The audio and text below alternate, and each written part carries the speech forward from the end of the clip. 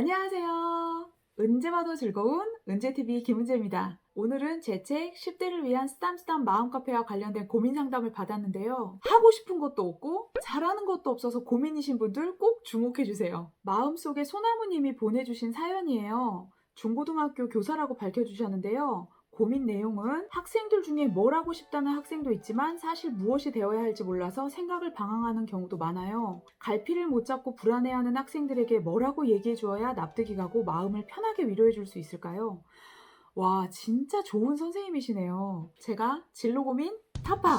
내 길을 찾는 가장 확실한 방법 5가지 하고 이런 친구들이 마시면 좋은 추천 메뉴까지 소개해 드릴게요.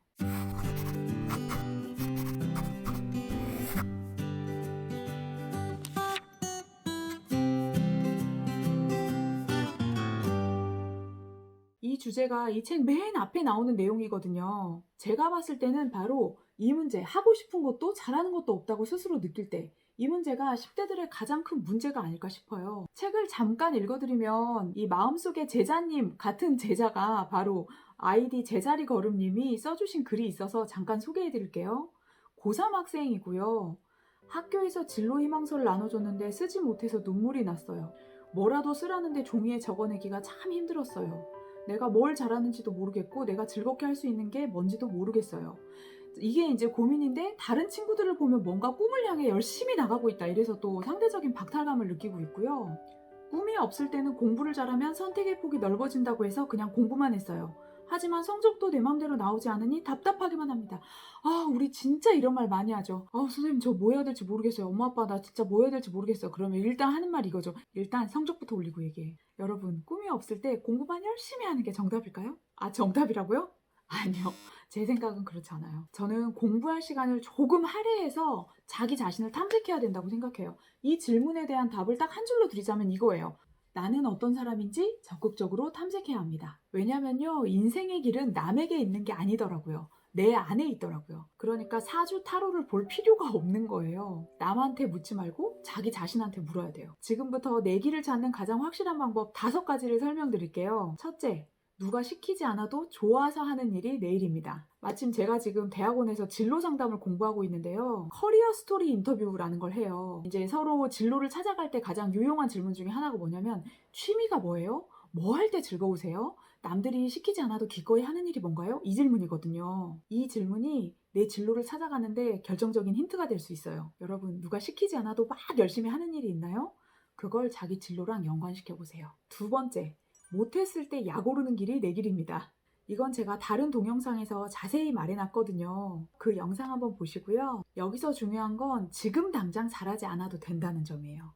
마음에 안심이 확 되지 않나요? 자꾸 승부욕이 생기는 그곳이 자기 길일 가능성이 높습니다. 3번째, 자신의 롤 모델을 찾아보는 거예요. 사람들은 저마다 각각 다른 사람들을 보면서 가슴에 존경심과 두근거림을 느껴요. 마음속에 소나무님, 제자들에게 자신들 인생의 롤모델을 찾아오라고 숙제를 한번 내줘보세요. 그러면 그때 아이들이 이제 많은 생각을 하게 될 거예요. 롤모델을 찾는 방법은 책, 인터넷, 일상생활, 그리고 과거 기억을 잘 떠올려 보는 거예요. 그 중에 유난히 호기심이 들게 하거나 아니면 내 마음을 막 바닥바닥바닥 이렇게 떨리게 하는 사람이 있었나요? 나 또한 그 사람이 해내는 일을 그렇게 멋지게 해내고 싶은 생각이 들었다. 그러면 그 사람이 가는 길이 내 길일 가능성이 높습니다. 유튜버 중에도 찾아볼 수 있는데요.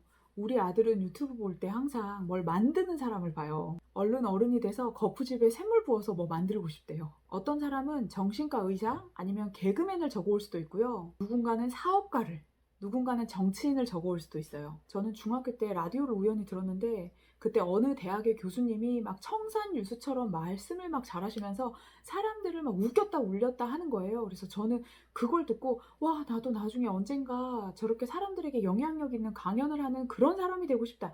이런 생각을 했거든요. 생각해보면 그분이 제 롤모델이었던 거예요. 롤모델과 닮아가려는 노력을 하다 보면 우리도 어느 사이에 그런 경지에 이르게 되리라고 믿어요. 4번째, 적성 검사를 해보세요. 이거는 굉장히 비교적 빨리 객관적으로 자기 자신을 찾을 수 있는 방법이에요. 제가 인터넷 무료 사이트 2개를 알려드릴게요. 워크넷에서 직업 흥미 검사, 커리어넷에서 직업 적성 검사. 이 검사 다 하는데 1시간도 안 걸리거든요. 이것도 안 하고 저는 잘하는 것도 없고 뭘 해야 될지 모르겠어요. 이러면 안 돼요. 그건 그냥 게으른 거예요. 그리고 자기 자신한테 관심이 없는 거예요. 제가 담임을 하면 학생들한테 순위별로 이렇게 쭉 적고 거기서 나온 직업 1위, 2위 직업을 쭉 찾아오라고 하거든요. 그걸 보고 상담을 하면 편해요. 제가 얼굴만 보고 그 사람이 뭐 할지 어떻게 알아요. 워크넷 검사는 홀랜드 검사라고 한 사람이 어떤 분야에 흥미가 있는지 알아보는 검사예요. 커리어넷에서 하는 검사는 다중지능 검사로서 내 안에 숨은 그런 보석 같은 재능들을 막 발굴할 수 있는 그런 검사예요. 저는 이 검사할 때 기분이 너무 좋더라고요. 내가 장점으로 보지 않았고 내가 재능으로 보지 않았던 것들이 내 재능이라는 게 밝혀지는 순간이거든요. 예를 들면 나는 책을 빨리 읽는다. 나는 다른 사람들보다 이야기 전달을 더 재미있게 잘한다. 이런 게 전부 다 재능이더라고요. 이걸 재능으로 이름 붙이는 순간 내가 할 수 있는 일들이 생기는 거예요. 예를 들면 저 같은 경우는 책을 빨리 읽고 책을 쓴다든지 책을 빨리 읽고 그걸 전달해주는 유튜버가 된달지 이런 일이요. 우리 언니는 어릴 때부터 피아노를 쳤는데 한 번 음을 들으면 다 기억하고요. 가장 놀라운 재능이 뭐였냐면 한 번 악보를 보면 그걸 그대로 연주할 수 있는 능력이었어요.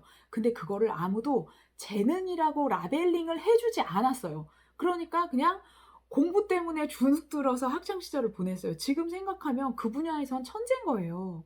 그래서 여러분 진짜 한번 저 따라해 보세요. 나는 천재다. 믿기지 않으신가요? 믿으셔야 돼요. 한 번 더 따라해 보세요. 나는 천재다. 네, 여러분은 천재십니다. 인간인 이상 재능 한두 가지는 꼭 탑재하고 태어나더라고요. 이건 제가 지난 10년 이상 제가 여러 아이들을 만나면서 쌓은 빅데이터예요. 정말로 군뱅이도 구르는 재주가 있다고 하잖아요. 누구나 눈부신 장점과 보석 같은 재능이 다 있더라고요. 그러니까 공부 못한다고 주눅 들지 마시고요. 이 검사 한번 해보시고 나는 이런 분야에 흥미가 있구나. 나 이렇게 잘난 사람이구나 이러고 잘난 척하면서 사셨으면 좋겠어요. 이 두 검사 결과를 딱 봤는데 무슨 말인지 하나도 모르겠다. 그러면 학교 상담실을 찾아가거나 진로 상담실에 찾아가서 꼭 결과 해석을 부탁드려 보세요. 검사보다 중요한 게 해석이거든요. 이 두 검사에서 1, 2위를 딱 이렇게 적어보면 두 개 교집합이 보일 거예요.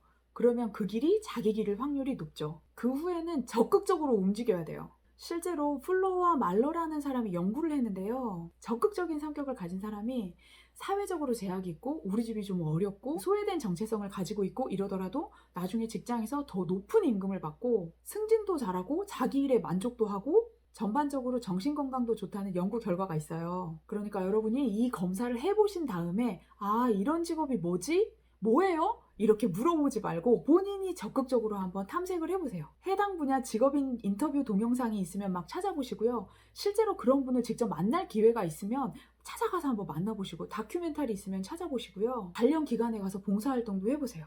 동아리도 관련 동아리 만들어서 해보시면 좋고요. 대학을 가시면 해당 분야에 꼭 인턴으로 적극적으로 한번 참여를 해보세요. 사업가가 꿈이다. 그러면 고등학교 때나 대학교 때 전국 학생 창업 경진대회 이런 대회가 있거든요.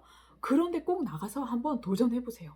그런 일들이 여러분 인생을 어떻게 바꿀지 몰라요. 5번째 내 길을 찾는 가장 확실한 방법은요. 이 질문에 답을 해보는 거예요. 나는 사람, 사물, 데이터, 아이디어 중에 무엇을 좋아하는 사람인가? 제가 이 부분은 이 책에서 좀 아이디어를 얻었거든요. 청소년 이해를 위한 심리학이라는 책인데요. 사람을 좋아하는 사람은 집단 회의, 인터뷰, 관중, 대화를 좋아합니다.